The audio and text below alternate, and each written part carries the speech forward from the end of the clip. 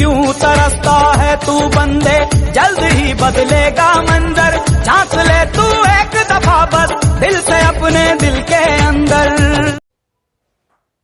नमस्कार दोस्तों, Lord Buddha study point में आपका स्वागत है। दोस्तों आज का लेक्चर हमारा जो दो समांतर रेखाओं को एक तिर्यक रेखा काटे तो इस तरह जो एकांतर कोण बनते हैं, संगत कोण बनते हैं या फिर शेषाभिमुख कोण बनते हैं, इस पर जो हमारे संबंधित प्रश्न होंगे वे प्रश्न कैसे सॉल्व करते हैं या फिर कैसे बनते हैं, उसको सॉल्व कैसे करते हैं। आइए हम लोग देखते हैं कि उसको कैसे बनाते हैं और सॉल्व करते हैं। ये प्रश्न हमारा दिया है कि दिए गए चित्र में दो समांतर रेखाओं को काटती हुई एक तिर्यक रेखा के साथ बने हुए एकांतर कोण हैं। यह दो समांतर रेखाएं हैं, इनको यह एक तिर्यक रेखा काट रही है। तो इसमें पूछा गया कि इनके साथ जो एकांतर कोण बन रहे हैं वो कौन कौन से हैं। तो आप लोग जानते होंगे कि जब दो समांतर रेखाओं को इस तरह से दो समांतर रेखाओं को एक तिर्यक रेखा काटती है तो एकांतर कोण क्या होते हैं। जैसे दो तरह के एकांतर, एक बाह्य एकांतर होते हैं, एक अंतः एकांतर। अंतः एकांतर की बात करें तो अंदर वाले कोणों की तुलना करेंगे। जैसे ये दो कोण बन रहे हैं, यह कोण और यह कोण, चार कोण बन रहे हैं। तो हम देखेंगे एक कोण के बाद जैसे इस कोण का एकांतर इसको छोड़ करके यह देखें तो इस कोण का एकांतर ये होगा और इस कोण का एकांतर यह कोण होगा, यह इसका एकांतर। अब बाह्य कोण ये इसकी तुलना इससे करेंगे तो इसका एकांतर यह होगा, इसका एकांतर यह होगा। एकांतर कोण आपस में हमेशा बराबर होते हैं, ये ध्यान रखने वाली चीज़ है। तो हम लोग देखें कि जो अंतः एकांतर, पहले देखें कि 1 8 इसमें ऑप्शंस में जो दिया है क्या 1 8 एकांतर हैं। तो हम देखेंगे 1 और 8, तो 1 8 एकांतर कोण नहीं है क्योंकि 1 का एकांतर 7 होगा, ये गलत है।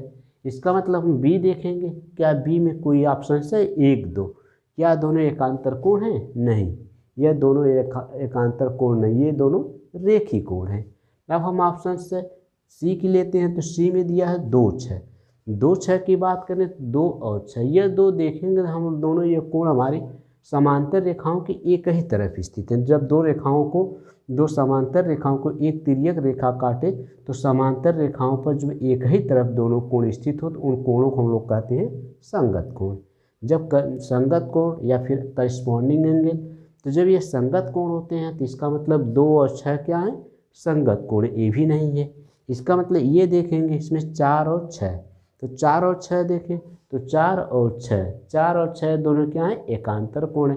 क्या दूसरा कोण भी एकांतर है? 2 और 8, तो 2 8 की बात करें तो 2 और 8, अगर 2 और 8 की बाह्य एकांतर कोण की बात तो 2 क्या एकांतर 8 होगा, ये बाह्य एकांतर कोण है। अर्थात हमारा ऑप्शन डी आंसर सही होगा। तो ऐसे प्रश्नों को हम लोग केवल क्वेश्चंस को समझते हैं कि हमारा एकांतर कोण कौन है, कौन संगत कोण है, तब हम क्वेश्चंस को आसानी से सॉल्व कर लेते हैं। हम लोग एकांतर कोण इसमें देखें, जब दो समांतर रेखाओं को एक तिर्यक रेखा काट रही है तो जो अंदर के कोण हैं तो ये कोण को जोड़ने के बाद ये इसका एकांतर, ये इसका एकांतर। अगर हम संगत कोण की बात करेंगे तो देखेंगे जब दो समांतर रेखाओं को एक तिर्यक रेखा काटे तो इसके जो समांतर रेखा की एक ही तरफ के कोण, ये दोनों इसके समांतर होगा, इसके संगत होगा, यह कोण इसके संगत होगा और यह कोण जो होगा इसके संगत होगा, यह कोण इसके संगत होगा और यह कोण जो होगा इस कोण के संगत होगा। ये कोण क्या कहलाते हैं? संगत कहलाते हैं। अगर दो रेखाएं एक दूसरे को इस तरह से काटे तो इनके आमने सामने के कोण शेषाभिमुख कोण कहलाएंगे और यह दोनों कोण क्या हो जाएंगे? आपस में बराबर। जैसे यह कोण इसके बराबर होगा, यह कोण इसके बराबर होगा, है ना। ये दोनों क्या हैं? शेषाभिमुख कोण हैं। तो आइए हम लोग अगला प्रश्न लेते हैं, कैसे सॉल्व करेंगे। यह प्रश्न दिया क्वेश्चन नंबर 2 में कि नीचे दिए गए चित्र में के तथा यल समांतर रेखाएं हैं।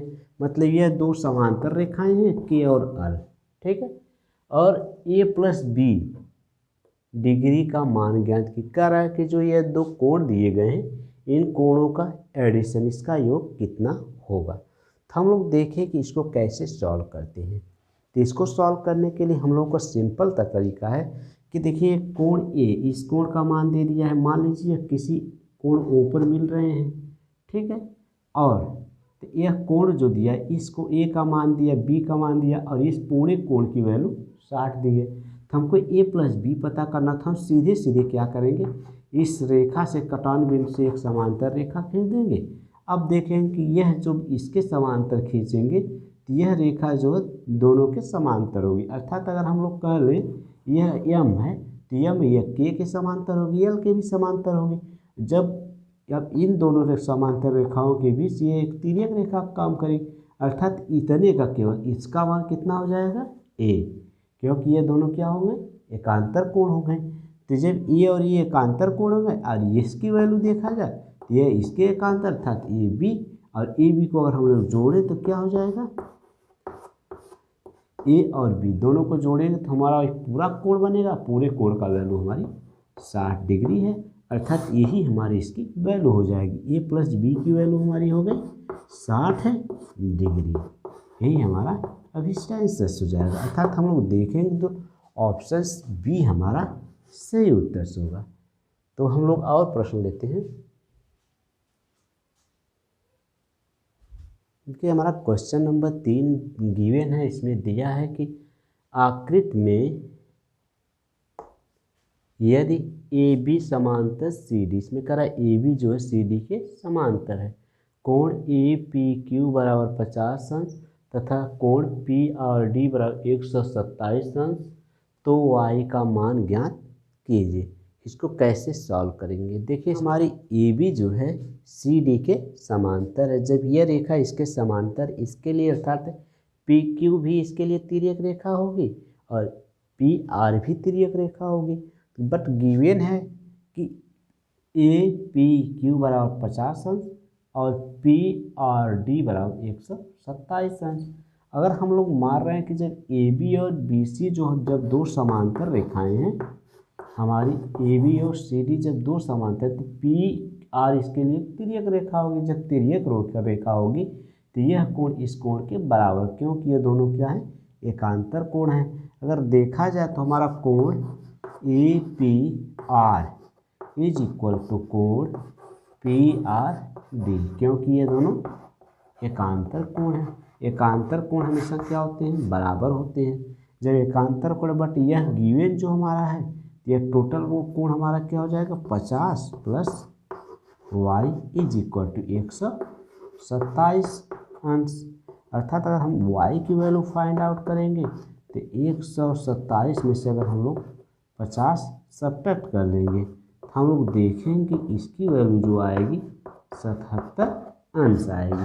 अर्थात वाई का मान जो हमारा आएगा 77 अंश होगा। तो हम लोग देखेंगे कि जो ऑप्शन हमारा बी है, ऑप्शन हमारा बी सही, यही अभिष्ट आंसर होगा। तो हम लोग क्वेश्चन नंबर 4 की तरफ बढ़ते हैं, देखते हैं कि चौथा, दोस्तों हम लोग ये चौथा प्रश्न लेते हैं। तो इसमें देखते हैं कि इसमें क्या दिया है। इसमें गिवन है कि नीचे दी गई आकृति, मतलब ये आकृति दी गई, इस आकृति में ए बी समांतर सी डी और समांतर ई एफ, अर्थात ए बी समांतर सी डी समांतर ई एफ। अर्थात ये देखेंगे कि ए बी जो इसके समांतर, ये इसके समांतर, अर्थात ए बी समांतर ई एफ समांतर सी डी है। यदि कोण बी ए ओ, अर्थात ई एफ पर एक बिंदु ओ है, इस बिंदु से मिला दिया गया, तो देखेंगे कि हमारा कोण जो बी ए ओ बराबर 180 अंश और ओ सी डी बराबर 120 अंश हो, तो कोण ए ओ सी का मान ज्ञात कीजिए। कह रहा कि इस कोण की वैल्यू क्या होगी। तो इसको प्राप्त करने के लिए हम लोग सबसे पहले क्या करेंगे,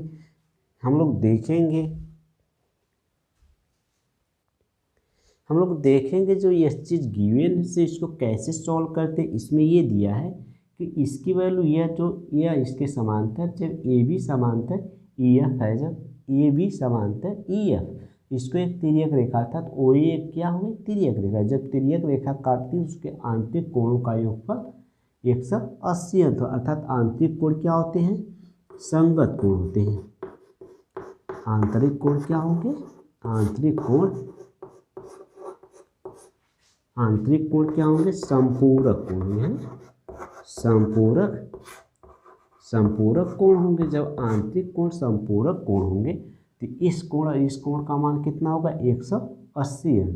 जब इन दोनों का मान अगर 100, इसका मान लिए x, इसका y, ठीक। तो हमको पूछ रहा है कि AOC, तो हमको x की वैल्यू, तो हम देखें कि अगर देखा जाए तो x प्लस 108 अंश इज इक्वल टू कितना होगा 180 अंश। अर्थात अगर हम लोग x की बात करते हैं तो x इज इक्वल टू हो जाएगा हमारा 180 में से क्या करेंगे, 180 में से हम 108 घटा देंगे। 180 में से 108 घटाएंगे तो इसकी वैल्यू हो जाएगी 72 अंश हो जाएगी। इसी तरह इसकी वैल्यू फाइंड आउट करेंगे। बी कहते ये भी दोनों 100 समपूरक कोण है, तो इसमें क्या होगा y plus 120 is equal to क्या होगा 180 अंश, है ना।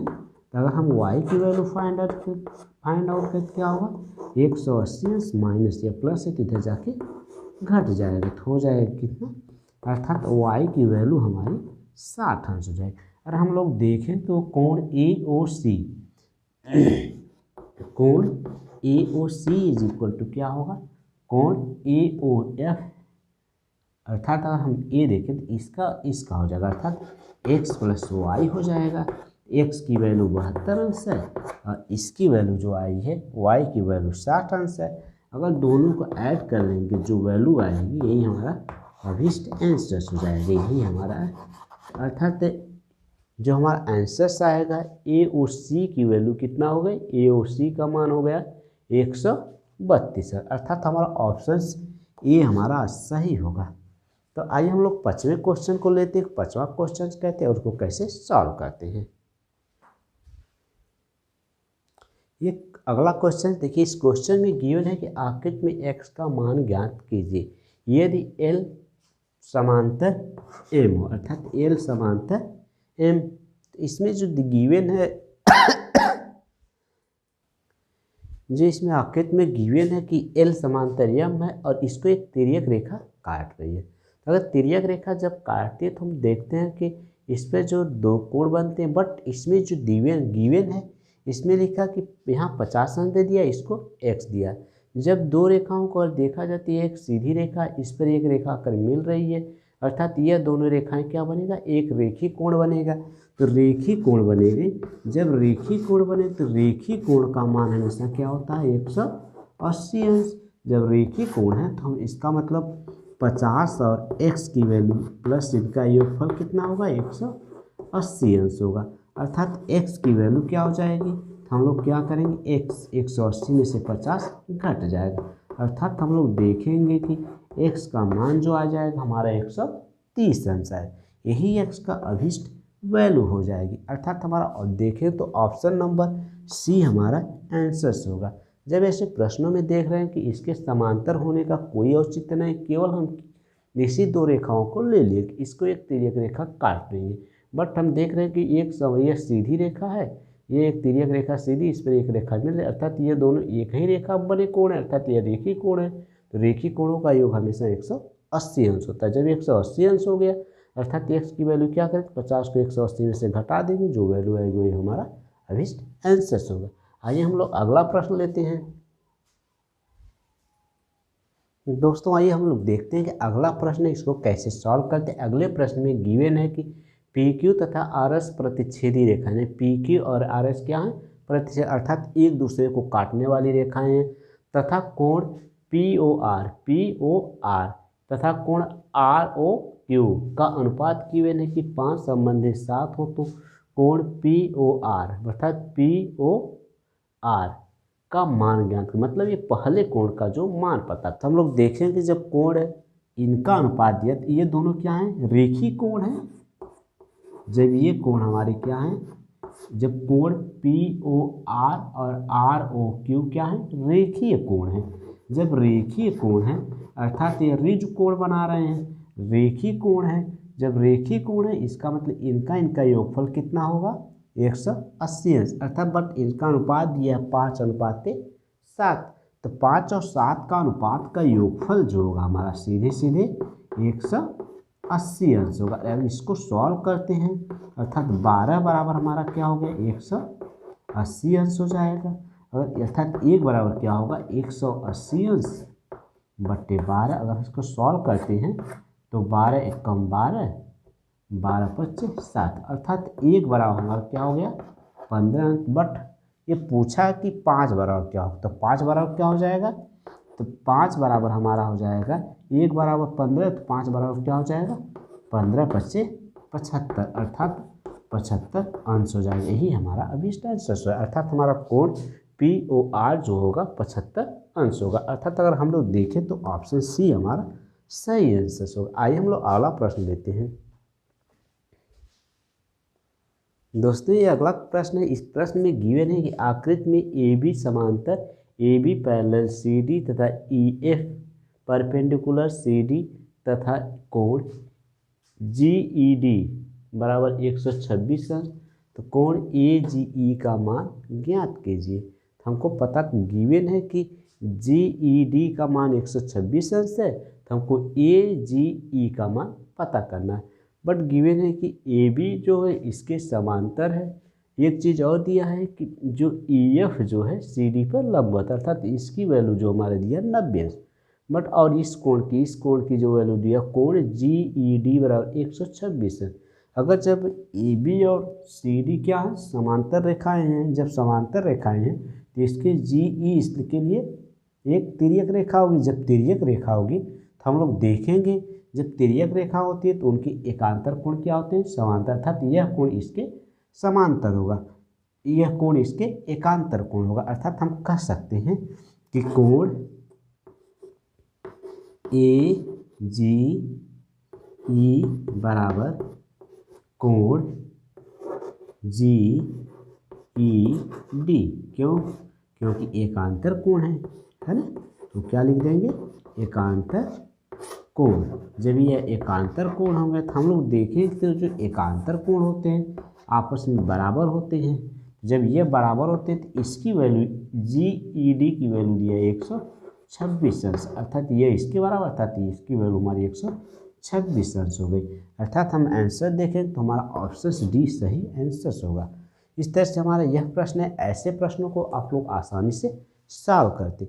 हम किसी भी प्रश्न को जो हमारे समांतर रेखाओं तिर्यक रेखाओं पर बेस्ड होंगे उसको बहुत ही आसानी से सॉल्व कर सकते हैं। लेक्चर्स आप लोग पसंद आए तो इस लेक्चर्स को आप लोग लाइक करिए, सब्सक्राइब करिए, शेयर करिए। देखने के लिए